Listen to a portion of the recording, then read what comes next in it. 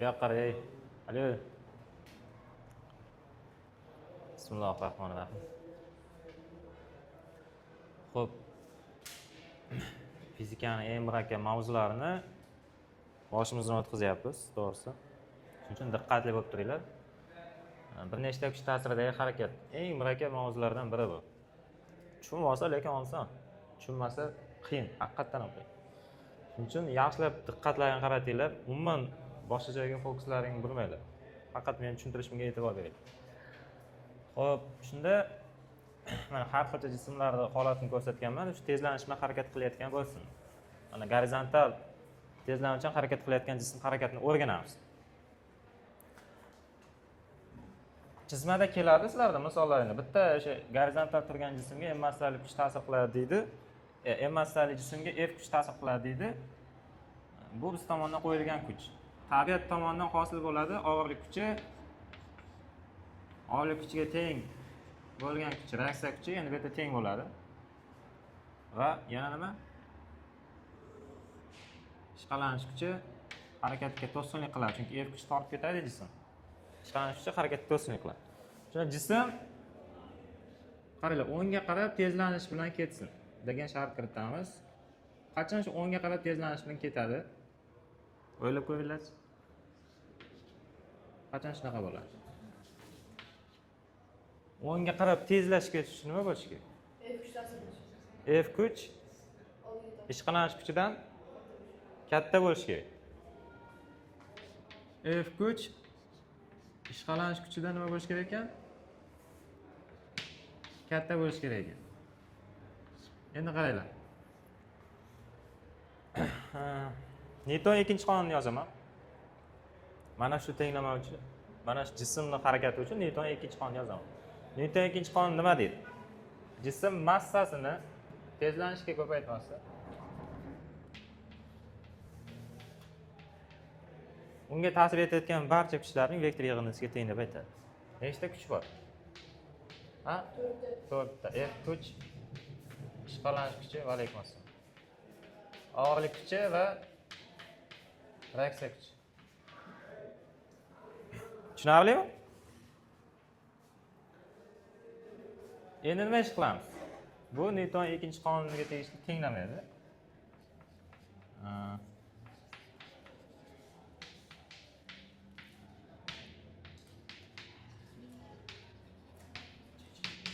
Yozib oldim. Endi buni proyeksiyalaymiz. Qanaqa bo'ladi proyeksiyalash? Qaranglar. O'q tortvorlar. Bu yoqqa qarab yo'nalgan gorizontal yo'nalishda OX o'qi, vertikal yo'nalishda OY o'qi deyiladi. Endi proyeksiyalaymiz. Mana shuni OX o'qiga proyeksiyalaymiz.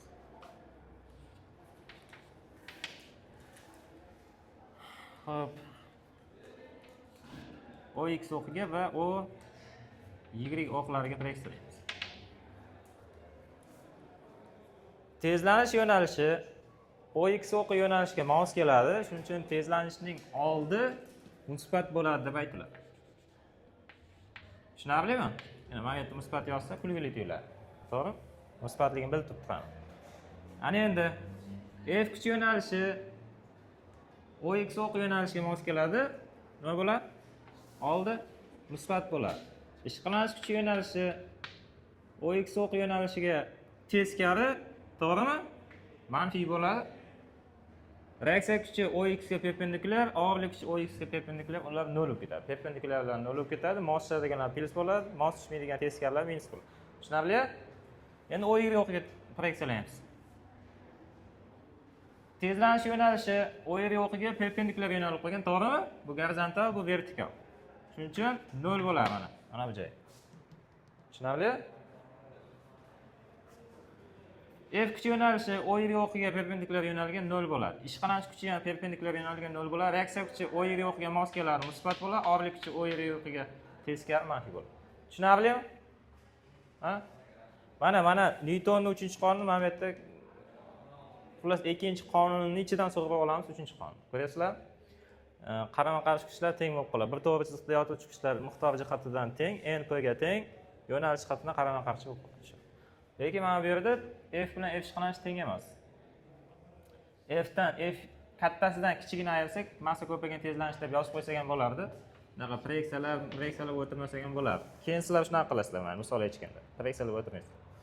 Ana endi davom etamiz. Nima qilamiz? Bitta qilamiz tenglama. Avval sal o'zgartirish kiritib olaylik. MA F ishqalanish kuchining formulasi o'zi bor edi. Maliyat massa ko'paygan, maliyat massa deb, molekulyar fizikaga adashib ketdim. Ishqalanish koeffitsiyenti ko'paygan reaksiya kuchi. Tushunarlimi? O'zining formulasi bor, uning shaxsiy formulasi bor. Mana buni ham shaxsiy formulasi bor. P ni bu tomonga olib o'tsam, N teng P bo'lib qoladi. N ning o'zi nimaga teng bo'lib qoladi shunda? P ga teng bo'lib turib, P ning o'zi mg ga teng, shuni N mg ga teng bo'lib qoladi. Ikkitasini bitta qilib yuboramiz. Massa ko'paygan tezlanish F minus nima qilamiz? Endi o'rniga qiymatini qo'yib yuboramiz. Mana bunaqa bir formula hosil bo'ladi. Endi bu yerdan shu holatida qoldirsak ham bo'lardi formulani, lekin mana shu formulada misol ishlatganlaringda ikkita narsa so'raladi. Birinchisi tezlanish so'raladi. Hammasini massaga bo'lib yuboramiz, tezlanish kerak-ku bizga. F bo'lingan m minus μg. Va nima so'raladi? Kuch so'raladi, mana kuch. Yoki ishqalanish koeffitsiyenti ham so'rashi mumkin. Kuch so'rasa minus μg ni bu tomonga olib o'tsam nima bo'ladi Po'latxo'ja? M ko'paygan A plus μg. Tushunarlimi? Tushuntira oldim? Bolalar, biz bori mana shu proyeksiyalab olgancha shu holatga yetib olguncha harakat qilsak bo'ldi. U yog'ini matematika ko'rsatsa nima ekanligini o'zi shaxsiy formulalar bor deysizlar, qaysi kuchlarda, qaysi kuchlar shaxsiy formulasi yo'q. Tushunarli? Masalan, ishqalanish kuchining og'irlik kuchining konkret o'zining formulasi bor. Mana shu joyigacha yetib olsalaring, ishlatganlaringni mana bunda belgilab qo'yaman. Misol yechayotganlaringda sizlar ham Newton ikkinchi qonun deb yozib turib ishlasalaring, mana shu holatga yetib olsalaring, preksiya olsalaring, OX OY o'qiy. Javob chiqib kelaveradi o'zi. Yo'q. Bo'pti, ana endi qaranglar, nima ish qilaman? Mana shu F kuch birdan yo'qolib qolsa nima bo'ladi? Tortib ketyapti-dek, birdan yo'qolib qolsa. Ip bilan tortyapmiz, ip uzilib ketdi. Birdan harakatlanmay qoladi. Sekinlashib to'xtaydimi? Tormozlanadimi? Demak, ishqalanish kuchi ta'sirida tormozlanishdagi yo'lni va vaqtni topish formulasi. Tormozlanish vaqti va masofasini hisoblash formulasi degan formulalar bor. Tormozlanish masofasi va vaqtini hisoblash formulasi.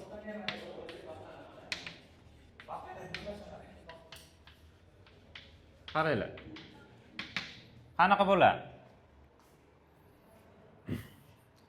Ketyapti deymiz, to'g'riga.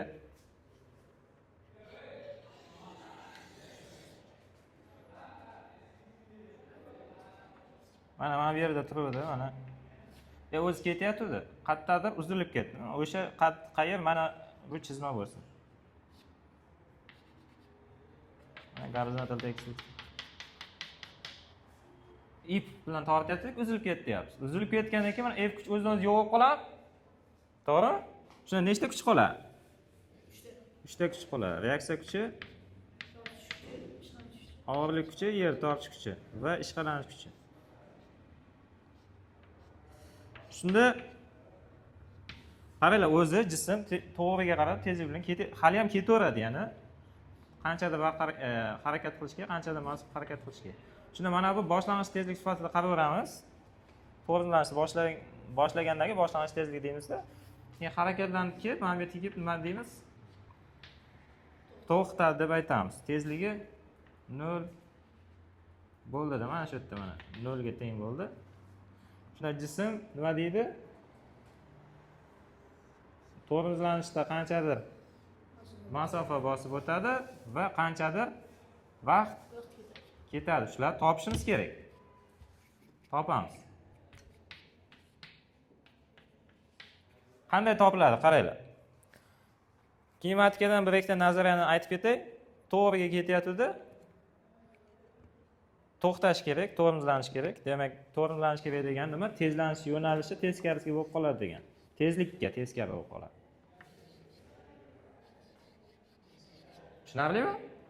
Mana bu yerda tezlik bor, o'ngga qarab. To'g'ri. Bu yerda tezlashib ketadi. Tepadagi chizmada. F kuchi yo'qolib qolsa, tezlik ham o'ngga qarab turaveradi, dalshi. Oxiri to'xtaydi, 0 bo'ladi, lekin tezlanish yo'nalishi teskari bo'lib qoladi deb o'rgatganman, ha? Kinematikada eslayman. Tekis eklanuvchi harakatda tezlanish vektori tezlik vektoriga teskari bo'ladi. Ana endi nima qilaman? Yana Newton ikkinchi qonunni yozaman. Jism massasini tezlanishiga ko'paytmasi. Unga ta'sir etayotgan barcha kuchlarning vektor yig'indisiga teng bo'ladi. Ishqalanish kuchi, reaksiya kuchi va og'irlik kuchi. Tushunarli? Bu formula, qaranglar, vektor formula. Yana qayta aytaman, kimdir esidan chiqqan bo'lsa, hech qanaqa mana misol shartida tezlanish shunchaga teng edi, og'irlik kuchi shunchaga teng edi deb vektor formulani ishlatib bo'lmaydi, hisob-kitob qilganda. Tushunarlimi? Vektor formula nimaga kerak? Formula isbotlash uchun kerak. Misolni javobini chiqaradigan formulani isbotlash uchun kerak. Demak, mana shu vektor formulani proyeksiyalaymiz. Tezlanish bo'yicha proyeksiyalab ketaveramiz. Tezlanish bo'yicha proyeksiyalaydigan bo'lsak, tezlanishning o'zi musbat bo'ladi.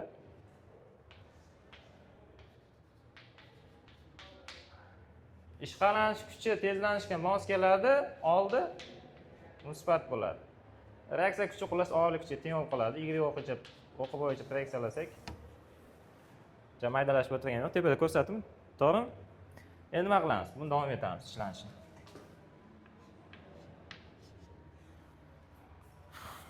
MA ishqalanish kuchi nima edi? Formulasi mu n esi mg ga teng. O'rniga qo'yib olsak, nima bo'lib qoladi? Ma mu mg bo'lib turib, massalar ketib, to'ppa-to'g'ri aytyapsan, a teng mg kelib chiqadi. Mana isbotlanish protsessi bo'lyapti-da, strelka ko'rib ketyapman. Bizga mana shu formula kerak edi. Tormozlanishdagi tezlanishni hisoblash formulasi bu.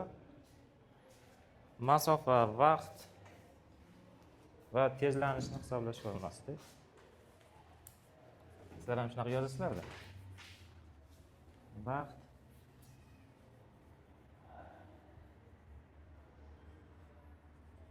ertaga qoida so'raganda xuddi shunaqa so'rayman sizlardan. Tormozlanish masofasi, vaqti va tezlanishini hisoblash formulasi.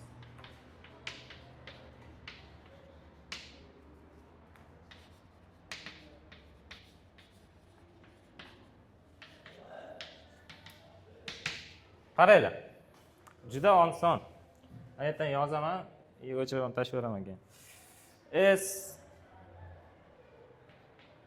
tormozlanish yo'li V0 kvadrat taqsim 2a edi, a o'rniga mevjini qo'yaverasizlar bu.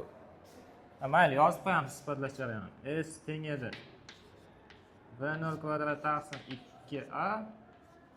Shunda tormozlanish yo'li S teng yerda kvadrat qolib ketyapti. V0 kvadrat taqsim 2 mevj bo'lib qoladi.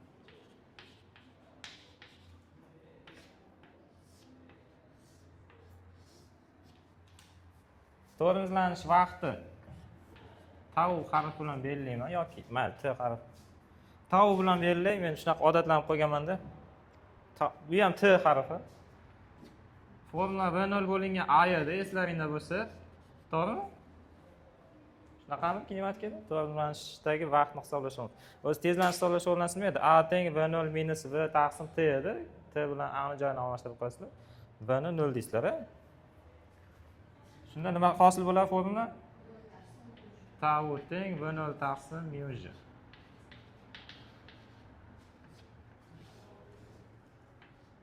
Sizlarga maslahatim bor. Mana shu formani yodlaylik bu. O'rniga qo'yasizlar, kelib chiqadi ikkalasi. Kelishdiki? Qarang, a teng mu j ni yodlasalaring, mana formulalar bilasizlar o'zi. To'g'rimi? Shunda o'rniga qo'yasizlar, bu ikkalasi kelib chiqadi. Endi mana bu formulaga sal o'zgartirish kiritsak bo'ladi, qaranglar yana. Endi mana yerda javob qolmayapti-da. Nariga misol tushuntiradigan territoriyaga o'tib ketyapman. Sal mana e'tirozni yozib kelaman. S teng surat mahrajni massaga ko'paytirib olamiz.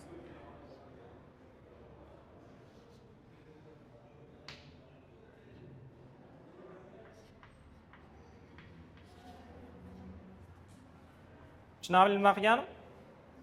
Surat mahrajni massaga ko'paytirib olamiz.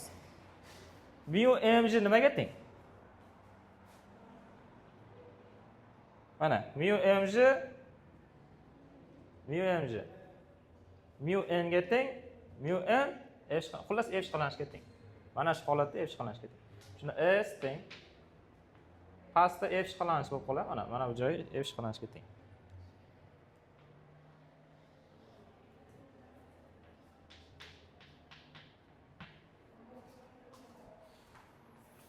Tushunyapsizlarmi? Shunaqa bo'lyapti-ku, f ishqalanish mu n ga teng bo'lyapti, mu n mu mj ga teng bo'lyapti. To'g'rimi? Shunda s teng mahrajda f ishqalanish. Suratga qaranglar ham. Suratdagi formulani bilmaysizlar. Bu lekin nimadir formulasi, bir mashhur formulalardan bittasi. Bu kinetik energiyani formulasi. Kinetik energiya degani mana jism massasini tezlik kvadratiga ko'paytirib 2 ga bo'lish kerak degan. Buni keyin gaplashamiz, keyingi mavzularda. Tushunarli? Biz aytib ketyapman, kerak bo'lib qolishi mumkin shu formulalar ham. Shunda nima bo'ladi? Kinetik energiyani massa ishqalanish kuchiga bo'lsak, tormozlanish yo'liga kelib chiqar ekan. Boshlang'ich kinetik energiyani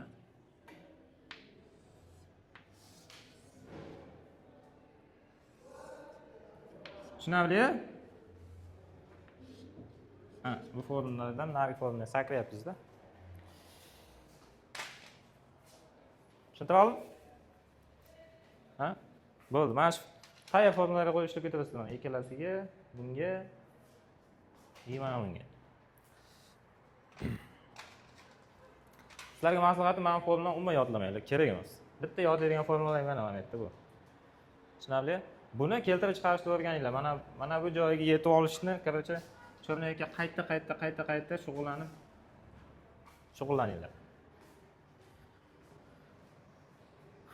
Xo'p, vertikal harakat qilayotgan jism. Mana m massali jism, buni devorga itarib tursak, turadi, bo'lmasa nima qiladi? Tushib ketadi, to'g'rimi? Mana mikrofonimni keysi devorga bosib tursam turadi, bo'lmasa pastga tushib ketib qoladi, qo'lim qo'yib yuborsam. To'g'rimi?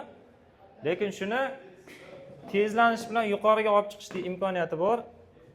Mana kuchni pastdan turib tepaga qarab tursam, tezlanish bilan tepaga chiqadi. Tushunyapsizlarmi? Tezlik oshib boradi. Shu holatni gaplashamiz. Mana pastdan turib yuqoriroqqa yo'naltiraman. F kuchni. F kuch. Men tomonidan qo'yilgan kuch bo'ldi bu. Endi burchak qayerdaligini bilmadim. Ko'pincha mana bu yerda keladi misollarda yoki mana bu yerdan ham kelishi mumkin. Gorizont bilan gorizontga nisbatan beta, vertikalga nisbatan alfa bo'ladi mana. Vertikalga nisbatan kuch alfa, gorizontga nisbatan beta bo'lyapti. Shunaqa kuch bilan ta'sir qilyapsiz. Burchak ostida. Ha? Beta 90 safa qo'ying. Qo'yib, beta bo'lib turasiz. Kesdik. Bir xilda ajratiladi-da, beta vertikal burchak, alfa beta gorizontal burchak, alfa vertikal burchak deb. Xohlasang uni alfa, buni beta deb. Beta 90 alfa bo'ladi, hozir shu burchakka to'ldirsa. Xo'p, mayli. Qaranglar.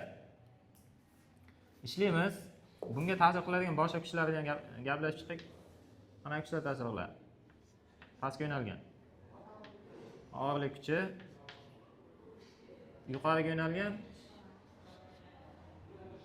Yo'q, yuqoriga yo'nalmaydi. Bu tepaga harakat qilyapti-ku. To'g'rimi? Ishqalanish kuchi tepaga yo'nalmaydi. Sal qoldi, adashib ketishim. Tepaga bir tezlikda harakat qilyapti. Tezlikka har doim teskari deganman ishqalanish kuchini. Qoidasida eslab qo'yinglar degan. Ishqalanish kuchi harakatga to'sqinlik qilishga, pastga yo'nalib qoladi ishqalanish kuchi. Va yana bitta kuch bor, reaksiya kuchi bo'ladi. O'sha reaksiya kuchi qanaqa paydo bo'ladi? Shuni ham o'rgatib ketay. Qaranglar. Mana F kuchini ikkita tashkil etuvchiga ajratasizlar. Birinchi tashkil etuvchisi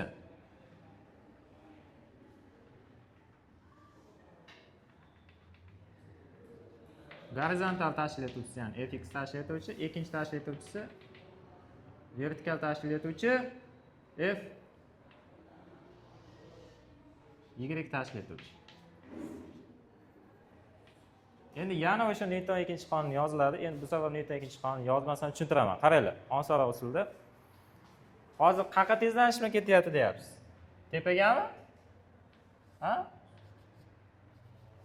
Tepaga tezligini orttirib boradi deb o'rganishimiz kerak-ku. Aytganman mana, bu yerdan ham yozib qo'ygan. Vertikal tezlanuvchan harakat qilayotgan jism tepaga tezlanuvchan harakat qilsin. Xo'p, qachon yuqoriga tezlanuvchan harakat qiladi? Qachonki yuqoriga yo'nalgan kuch pastga yo'nalgan kuchlarni yengsa. Tushunarlimi? Shunda mana bunaqa bo'ladi. Qachon shunaqa bo'ladi desa, mana bu yerda yozib qo'yaman. Yuqoriga yo'nalgan kuchim f y mi? Aynan tezlanish yo'nalishiga mos yo'nalgan kuch f y ga. O'sha f y mana ikkita kuchni yenga olsa, og'irlik kuchi bilan ishqalanish kuchini yenga olsa, yuqoriga tezlanuvchan ketadi deymiz. Tushunarli? Keyin katta kuchdan kichkina, bu ikkalasi bitta qanaqadir kuchni beradi. Katta kuchdan kichkina kuchni ayirsak, jism massasini tezlanishga ko'paytmaslik deb yozib qo'yiladi bu. Jism massasini tezlanishga ko'paytmasi tezlanish yo'nalishidagi o'sha katta kuchdan pastga yo'nalgan ikkita kichkina kuchdan kuchlarni ayirmasiga teng deb aytiladi. Tushunarlimi? Preksiyalab o'tirganim yo'q. Bu birinchi tenglama bo'ldi. Ikkinchi tenglama fx kuchi reaksiya kuchini hosil qiladi. Fx kuchi devorga bosadi, devor javob qaytaradi reaksiya kuchi bilan.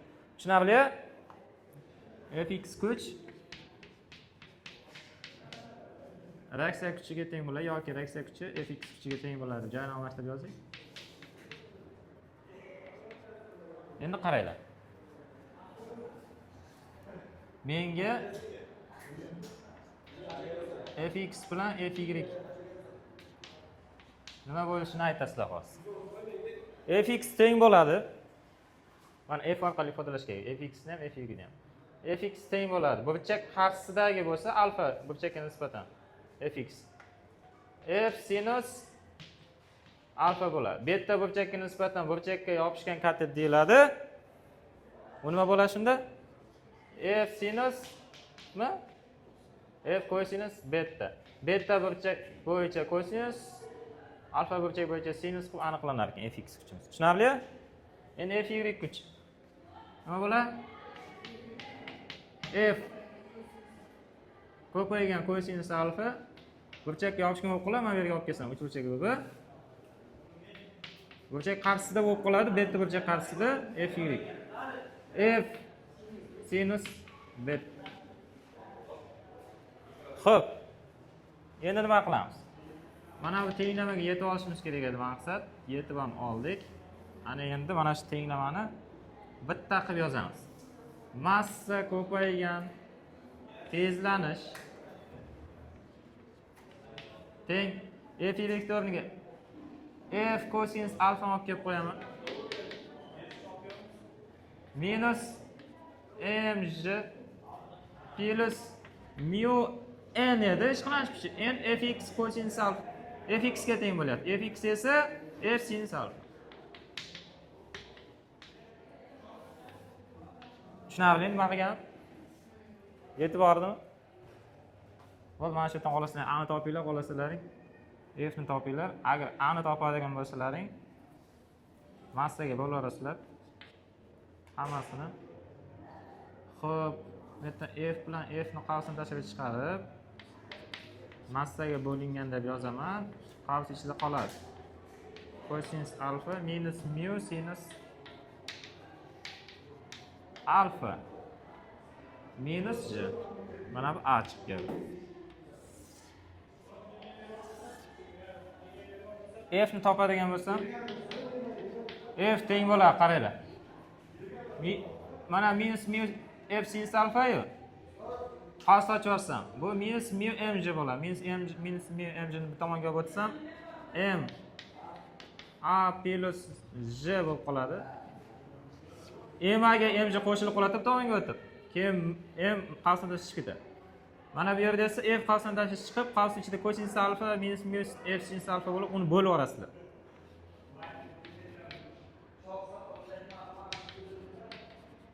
Bir gap aytaymi? Bu formulalarni qarab chiqarsan yodlab olmaysizlar ham. Harakat ham qilmanglar yodlashga. Kelishdikmi? Kelishdikmi? Nima qilinglar? O'rganinglar. Ishlanishni o'rganinglar. Mana shunaqa strashniy formulalar hosil bo'ladi. Mavzuning qiyinligi shunda. Shu formulalarga yetib olish uchun birinchi o'rinda qilinadigan ish nima? Birinchi o'rinda tashqi bitta kuch qo'yiladi, qolgan kuchlarni qo'yib olish kerak. Tushunarli? O'sha kuchlar bo'yicha tenglama yozishingiz kerak, fikrlab. Yoki mana shu tengsizlik sifatida fikrlab tenglama yozish kerak menga o'xshab, yoki Newton ikkinchi qonun shunday yoza olish kerak. Jism massasini tezlanishini ko'paytiramiz, unga ta'sir qilayotgan 3 ta kuchning vektor yig'indisiga teng. F, N, P, F chiqarishdi. Tushunarlimi? Uni videosini ko'rsatganman. Katta guruhga o'tganimda o'tdan ham ko'rib olsalaring bo'ladi. Boshqacharoq tushuntirganman. Ular shunaqa. Shuning uchun yodlamanglar. Shu proyeksiyalar olsalaring, mana bu tenglamagacha erishib olsalaring, yog'ni shuni matematika javob chiqarib beradi. Mana bunaqa bo'ladi. Matematikadan to'g'ri foydalangin deydi, matematika aytadi. Mendan to'g'ri foydalangin, men senga to'g'ri javob chiqarib beraman deydi. Tushunarli? Mana shu bulutcha qilib ramkaga olib qo'yganimda mana ikkitasi kelib chiqar ekan. Misollarda ishlatasizlar. Davomini naridan ko'ramiz. Havoning qarshiligi ta'sirida harakat qilayotgan jism va jismni qiya tekislikda harakat qilish shartlari. Mana buni ko'ramiz. Havoning qarshiligi ta'sirida harakat qilayotgan jism. Qaranglar. Bir 50 dan yog'i 10 tacha misol mana shu havoning qarshiligi ta'sirida harakat qilayotgan jismlar bo'yicha ishlanadi. Qanday bo'ladi? Massali jism pastga tushyapti. Tushish mobaynida mana. Qo'llar mana yelpsalaring nima bo'ladi? Havoni sezasizlar? Havoning qarshiligi bor. Shu paytgacha misol yechganimizda vakuumda deb ishlaganmiz misollar. Havo qarshilik bildirmaydi, yerga j tezlanish bilan tortadi deganmiz. Lekin bunaqa emas. J emas, a tezlanish bilan tortadi. Pastga qarab. Bu a tezlanish j tezlanishdan kichkina bo'ladi. Tushunarli? Kichkina bo'ladi. Teng bo'lishi ham mumkin, taxminan. Aniq teng bo'lmaydi lekin. J 9.81 bo'lsa, u 9.6 bo'lib qolishi mumkin. Endi nega bunaqa? Havoning qarshiligi kam bo'lsa, shunaqa bo'lishi mumkin. Katta bo'lsa, ancha kichik bo'lib ketadi. Ya'ni mana shu m massali jismni pastga qarab nima qiladi? Qanaqa kuch tortadi? Bu v0 tezlik bilan tushyapti deyapmiz. Bu hozircha pastga uloqtirildi yoki erkin qo'yib yuborib desak, v0 0 ga teng bo'ladi. Biz gap qisqasi, og'irlik kuch ta'sir qiladimi? Ha? Og'irlik kuch ta'sir qilgani uchun pastga ketdi. Va yana qanaqa kuch ta'sir qiladi?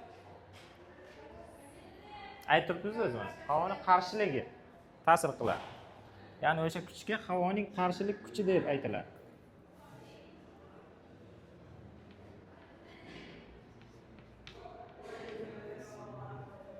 Tushunarlimi? Bunaqasiga havo qarshilik bildiradi. Animatsiya ko'rsatish iloji yo'q, qo'lni ko'rsatib qo'yaylik. Tushunarlimi harakatiga? Havoni yorib o'tayotgan, ana kinolarda ko'rganmisizlar, tepadan meteorit tushayotgan yonib ketadi-yu. Buni ham hozir gaplashamiz. Bo'pti. Nima qilamiz? Jism massasini tezlanishga ko'paytmasi og'irlik kuchi qarshilik kuchidan katta bo'lgani uchun pastga tezlanish bilan tushyapti deb aytamiz. Tushunarli? Nima qilgan? Mana katta kuchdan kichkina kuchni ayirib turib, jism massasini tezlanishga ko'paytirib qo'yishlar bu. Newton ikkinchi qonun ishlatildi, friksiyalarni yuborildi, sras fikrlar. Kelishdiki, shunaqa fikrlaydi. Og'irlik kuchi qarshilik kuchidan katta bo'lgani uchun bu pastga tushadi. Agar qarshilik kuchi og'irlik kuchidan katta bo'lib qolsa nima bo'ladi? Tushmaydi, havoda turaveradi. Ana videocham bor edi. Tennis karto'gida havoda ushlab o'ynab turadi. Short video. To'g'rimi? Xuddi shunaqa bo'lib levitatsiya bo'ladi, levitation. Ya'ni havoda uchib turadi. Tushunarlimi? Shunaqa bo'lishni xohlaysizlar? Bir Yaponiya, Xitoy davlatlariga borib, shunaqa attraksionlar bor. Borib o'zlaringda otasizlar, shamol tepaga ochib ketadi, katta shamol bo'lib. Tushunarlimi? Shunaqa o'ynaydigan joylar bor. Bizda yo'qda. Xo'p, mayli. Bo'ldi, mana shu tenglama, mana shunaqa yozib olishimiz kerak edi. Endi A ni topadigan bo'lsak, mana buni mg deymizda, A ni topishimiz kerak, massaga bo'lib olamiz. J minus F qarshilik bo'lingan massa bo'lib qoladi. Bu mg ga teng. Tushunyapsizlar-a? F qarshilik kuchini topadigan bo'lsak, nima bo'lib qoladi? F qarshilik kuchini bu yoqqa, m ni bu tomonga o'taman. Mg dan m ni ayirib olaman. Shunda m ni chiqarib olsam, m ko'paygan J minus A bo'lib qoladi.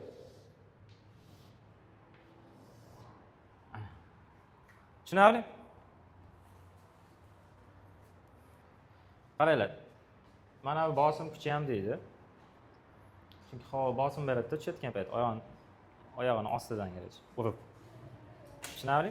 Ana bosim kuchiga o'xshab ketadi, liftdagi harakatdagi formulalar o'rgatdim o'zi. Xo'p. Mana qaranglar, J dan qanaqadir ifoda ayrilyaptimi? Aniq A J dan kichkina chiqadi. Tushunlaring? J 10 ga teng edi, mana masalan 1 ga teng bo'lsa, 10 dan 1 dan ayirsak A 9 chiqadi. Tushunyapsizlar? Nega A J dan kichkina bo'lishini? A J ga qachon teng bo'ladi? Qarshilik kuchi 0 bo'lganda. To'g'rimi gapim? Bu formulani analitik fikrlash degan. Qarshilik kuchi taxminan 0 ga teng bo'lsa, A J ga teng bo'lib qoladi. Shunda J bilan tushyapti deb aytamiz. U vakuumda bo'lishi mumkin faqat. Tushunarli? Vakuum sharti. Havo bo'lmagandan keyin qarshilik kuchi ham bo'lmaydi. 0 tezlanish J ga teng bo'lib qoladi.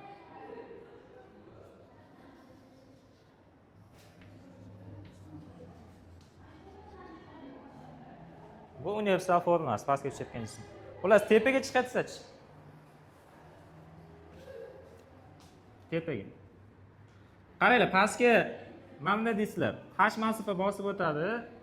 Bu yog'i o'zlar ham biladigan formula. V0 kvadrat taqsim V0 kvadrat minus V kvadrat pastga yerga tushganda qanaqadir V tezlik bilan uriladi deysizlarmi? V kvadrat taqsim 2A. Keyin A ni A dan hisoblab bu yerga olib kelib qo'yish kerak. Tushunarlimi? O'zimiz biladigan formula. Faqat A ni o'rniga J ni o'rniga A qo'yib yozamiz. Erkin tushayotgan jism formula bor edi. J ni o'rniga A qo'yib yozasizlar shu. Xo'p, mayli. Tepaga chiqayotgan bo'lsin. Demak, mana birinchisi nima ekan? Pastga harakat.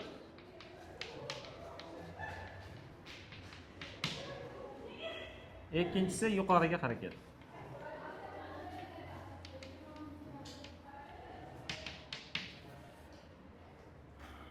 Chiqsa chiqaversin deylar yuqoriga. V0 tezlik bilan otildi. Yuqoriga chiqyapti, xullas. Pastga qanaqa kuch yo'nalgan? Og'irlik kuchi. Og'irlik kuchi har doim xohlaysizlarmi, xohlamaysizlarmi, har doim yerga tik yo'nalgan bo'ladi. Endi qarshilik kuchi qayerga yo'nalgan? A? Qaqa? Pastga yo'nalgan ham. Tepaga harakat qilyapti. Mana. Qo'llaring tepaga qo'yinglar. Pastga qarab shamol, havo qarshiligini sezasizlar. Bunday tepaga ko'tarsalar. Tushunarli? Pastga qilsalar, pastga qarab. Pastdan tepaga yo'nalganini sezasizlar. Xullas shunaqa. Yoki mana bunaqa listni olib turib qimlatinglar, og'ir, keng yuzali listni. yaxshigina sezasizlar qarshilik kuchi degani, to'g'rimi? Xo'p, shunda qarshilik kuchi tepadan pastga yo'nalgan bo'lar ekan. Qaranglar. Bu qarshilik kuchlari har doim tezlikka teskari bo'ladi, esdan chiqmasin. Tushunarlimi mana? Tezlik pastga, qarshilik kuchi tepaga, tezlik tepaga, qarshilik kuchi pastga. Nariyoqdan ham xuddi shunaqa edi. Ishqalanish kuchi ham bu yerda qarshilik kuchi tezlikka teskari yo'nalgan. Tushunarlimi? Shu. Endi nima qilamiz? Yuqoriga harakat qilayotgan bo'lsa, qanaqa harakat qiladi yuqoriga? Tezlashib boradi, sekinlashib boradi? Sekinlashib boradi. O'zi agar pastdan gaz yoqib turib, raketaga o'xshab chiqib ketmasa, tepaga libo otilgan jism nima qiladi? Sekinlashib boradi. Ya'ni tezlanishi tezlikka teskari bo'lib qoladi, tekis sekinlanuvchan harakat qiladi. Ya'ni endi yozamiz. Jism massasini tezlanishiga ko'paytmasi nega bu pastga qarab sekinlashadi? Og'irlik kuchi qarshilik kuchidan katta bo'lgani uchun deb aytasiz.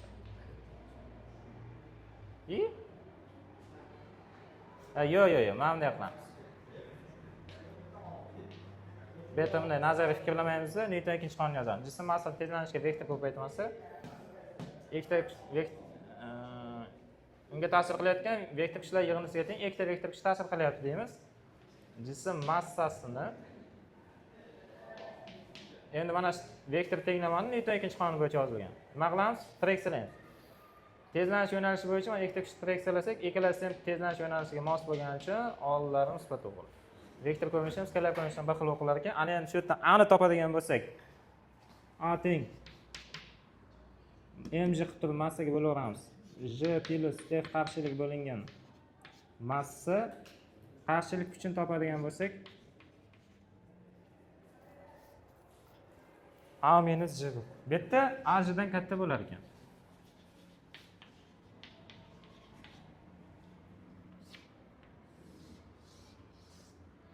Tushunarlimi? Mana MA bo'lsa, bu mg nari tomonga bo'lsa, MA minus mg bo'ladi, keyin m ni qarsini tashlab chiqib borasizlar, m ko'paygan A minus J bo'ladi. Tushuntira oldimmi? Endi qaranglar.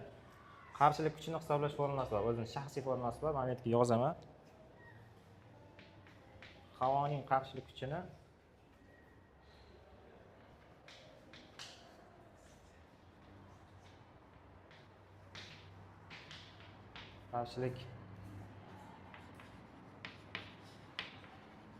hisoblash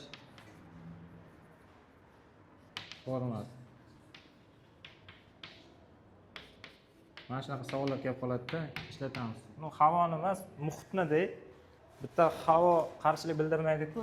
Jism suvda harakat qilsa, suv ham qarshilik bildiradi. Muhitni.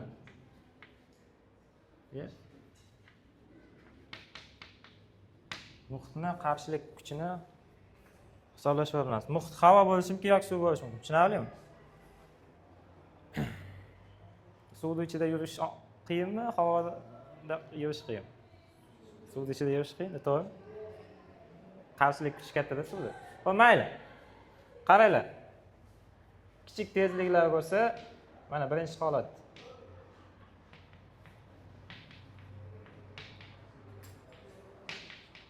Kichik tezliklar uchun mana bunaqa bo'ladi. Uchun deb yozib qo'yiladi. Qarshilik kuchi formulasi. Qarshilik kuchi, qarshilik koeffitsiyenti ko'paygan tezlik bo'ladi. Bo'ldi, tamom. Mana shunaqa formula bor ekan deysiz. Katta tezliklar uchun mana qarshilik koeffitsiyenti deyiladi. Qarshilik kuchini formulasi qarshilik koeffitsiyentini tezlik kvadratiga tenglashlar. Aznor eshityapti. O'ta katta tezliklar uchun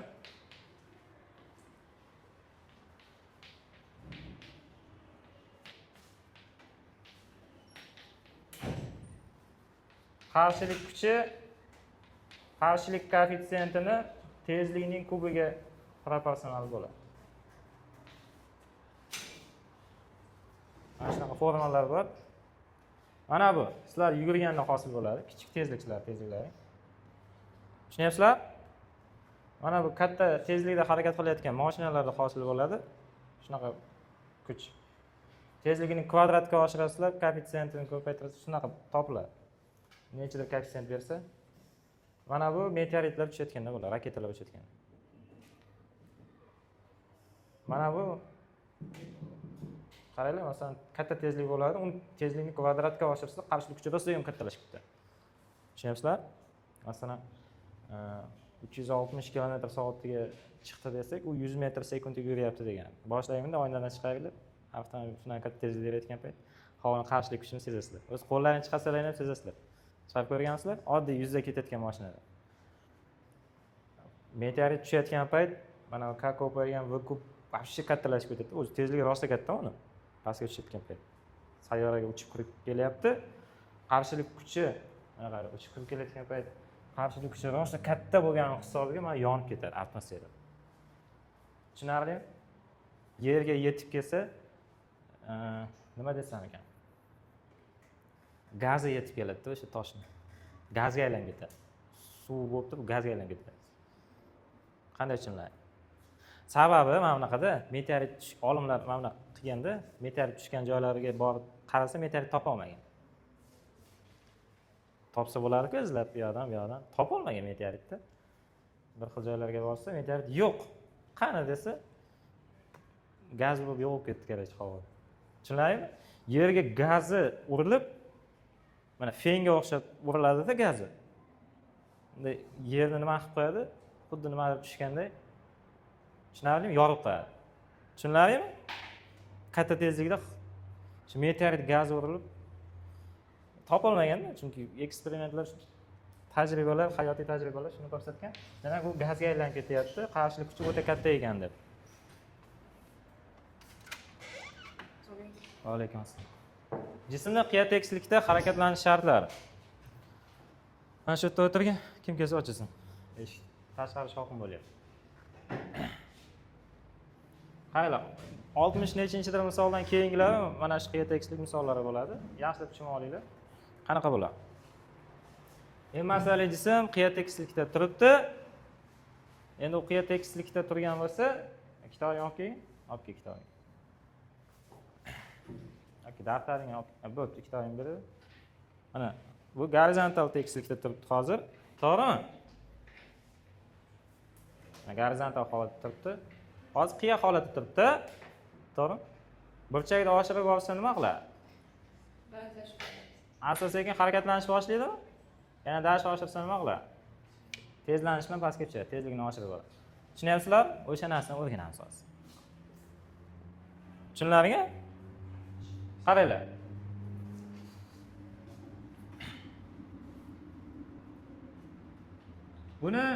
Bunga ta'sir etadigan kuchlarni yozaylik. Masalan, jism qiya tekislikka qo'yib qo'yildi, alfa burchagi ostida qiya tekislikka.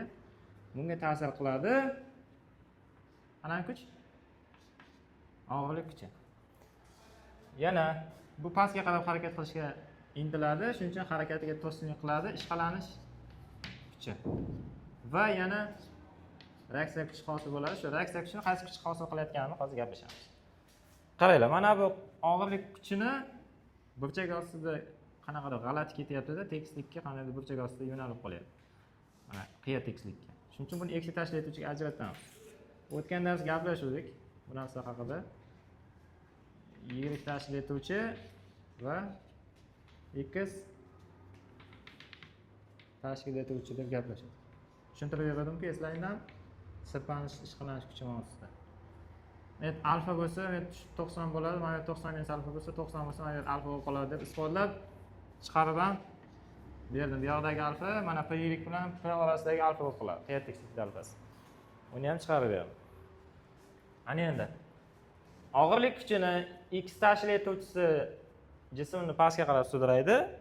Y tashkil etuvchisi bosim kuchi bo'ladi va u reaksiya kuchini hosil qilib beradi. Tushunarlimi? Shunda mana bunday yozamiz. Jism pastga tezlanuvchan yo'q. Shoshilyapman hozir tushuntirishda. Bitta narsada. Birinchi narsa. Jismni tinchtirish sharti. Tinchtirish sharti tezligi 0 bo'lish sharti degani. O'sha shart qanaqa? Qaranglar, mana shu jism qiya tekislikda tinch qolish uchun nima bo'lishi kerak? Ishqalanish kuchi x tashkil etuvchidan katta bo'lishi kerak. To'g'rimi? Tepaga yo'nalgan kuch pastga sudrayotgan kuchdan katta bo'lishi kerak, shunda jism tinchdir. Ishqalanish kuchi nima? X tashkil etuvchidan katta bo'lishi kerak, kichkina bo'lishi kerak, yozib qo'yish kerak. Mana bu eng asosiy kuchlar bo'yicha shart bo'ladi.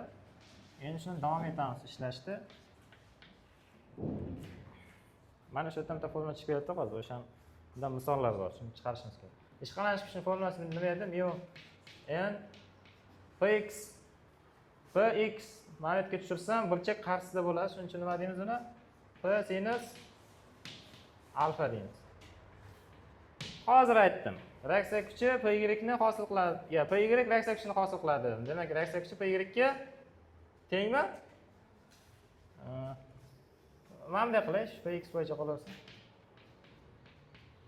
Keyin mu katta py ga bo'laveradi. Px bo'lingan py. Nima bo'lib qoldi, qaranglar. Burchak qarshisidagi katetni px ni, mana px ni. Burchakka yopishgan katetga nisbati nimani beradi? Tangens alfani beradi. Mana px taqsim py. Shunda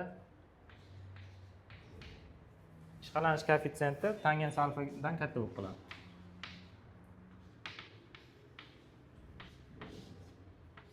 Mana shu formulani chiqarish kerak. Qiya tekislikda turgan jismni shu ishqalanish koeffitsiyenti tekislikning qiya tekislik burchagining tangens alfasidan katta bo'lsa, jism tinch turadi deb aytasizlar. Ana endi tekis harakat qilish sharti haqida gaplashaylik. Bu yoqda mana ikkinchisi. Tushunyapsizlarmi? Ha? Tekis harakat qilish sharti. O'rganinglar. Mana og'irlik kuchini kim tushunmayotgan bo'lsa, proyeksiyalashni mana yerga yozib qo'yaman. Og'irlik kuchi pastga tik yo'nalgan. Px sal mana bundayroq. Px sal mana bundayroq. Aytda 90 gaz. Aytda alfa burchak. Tushunarlimi? Px tushirib 3 burchak 40 bu yoqqa o'tkazib qo'ying. Endi mana px ni py ga nisbati tangens alfaga teng. O'rniga tangens alfa qo'yib. Bo'pti. Tekis harakat qilish shart. Qachon tekis harakat qiladi? Pastga qarab, o'zgarmas tezlik bilan tushadi. Yo'q. Teng bo'lishni boshlasa tekis harakat qilyapti deb aytamiz. Tushunarlimi? X tashkil etuvchisi og'irlik kuchini, x tashkil etuvchisi ishqalanish kuchiga teng bo'lgan payt shunaqa bo'ladi. Qizil yozishim kerak edi, mayli. Ramkaga yozib qo'yaman. Endi shuni yozib boraman. Birinchi ishqalanish kuchi deb yozib mumkin ekan, shunaqa yoza qolay. Ishqalanish kuchi px ga teng bo'lgan. Endi yozamiz. Ishqalanish kuchi nimaga teng? Mu n ga teng, px, yana o'sha gaplar. N py ga teng. Px mu nimaga teng? Px bo'lingan p y va u tangens alfaga teng. Shunda ishqalanish koeffitsiyenti tangens qiya tekislikning tangens burchagiga teng bo'lsa, nima deymiz? Jismimiz nima deymiz? O'zgarmas tezlikni tushyapti deb aytamiz. Endi jism pastga qarab tezlanish bilan tushsin. Men mana yerga tezlanish yozaman. Yo'nalishni yozmasam bo'lmaydi. Pastga tezlanish bilan tushish kerak. Qachon pastga tezlanish bilan tushadi? Qaysi kuch? Ishqalanish px dan kichkina bo'lgan. Jismni qiya tekislikda tezlanish bilan tushish sharti. Ishqalanish kuchi px dan kichkina bo'lgan. Tushunarli? Endi shu izohni gaplashamiz. Ishqalanish kuchi yana mu n bo'ladi.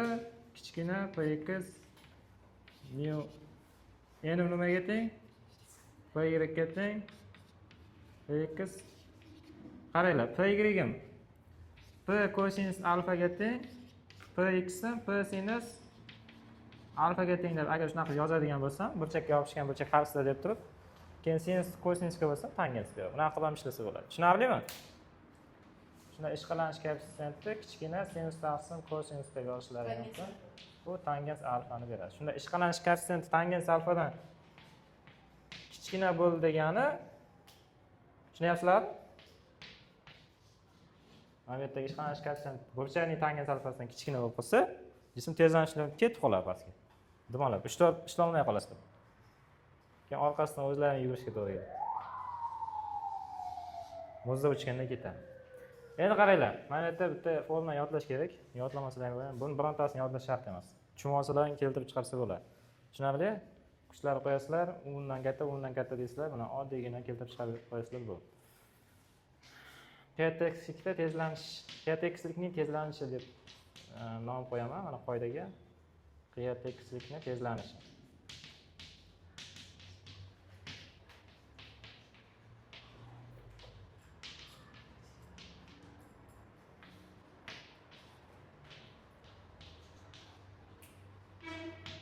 Hisoblash formulasida endi o'sha.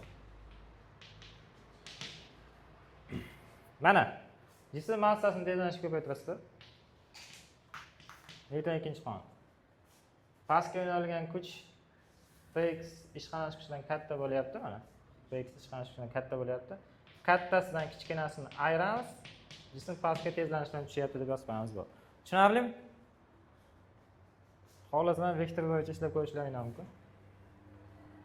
Lekin vaqt oladi u. Ma Px teng bo'ladi. P yoki mana buni davom eting. Px minus mu n bo'ladi. N P ga teng bo'ladi. Buni ham yozib ketdik mana. N P ga teng bo'ladi. Shuni foydalanyapmiz deb. Px o'rniga P sinus alfa, Px o'rniga P sinus P kosinus alfa olib kelib qo'yamiz. P qarsini tashlab chiqib nima bo'ladi? mg ga aylanib ketadi. Tushunyapsizlar? Buni o'rniga mg qo'yib yuboramiz. Qarshi nima qiladi? Sinus alfa minus mu kosinus alfa bo'ladi. Massalar qisqarib ketadi. Ana qiyatekislikning tezlanishini hisoblash formulasiga tushadi. A teng J ko'paygan sinus alfa minus mu kosinus alfa. Menga o'xshab konspekt qilayotgan payt kallani ishlatib, chiroyli formula isbotlanishini yaxshilab o'rganib qo'yasizlar. Bu formulani keyin yodlab ham qo'yasizlar. Juda ko'p tushadi bu savol. Endi tormozlanish vaqti bo'lib qolishi mumkin, mana bunaqa deyish mumkin. Qaranglar. Pastga qarab tezlanishdan tushyapti, keyin tezlanish teskarisiga yo'nalib uni keyin gaplashamiz. Mepils bo'lib qoladi ekan. Uni keyin gaplashamiz. Tushunarli? Sizlargacha hozir o'sha nima deydi? 29-mavzumida bir nechta kuch ta'siridagi harakat o'shani endigina 50% ni o'tdi. Ya'ni 50% bor. Shuning uchun misol yarmi ishlaymiz hozir. 70 gacha ketadi ishlaysizlar.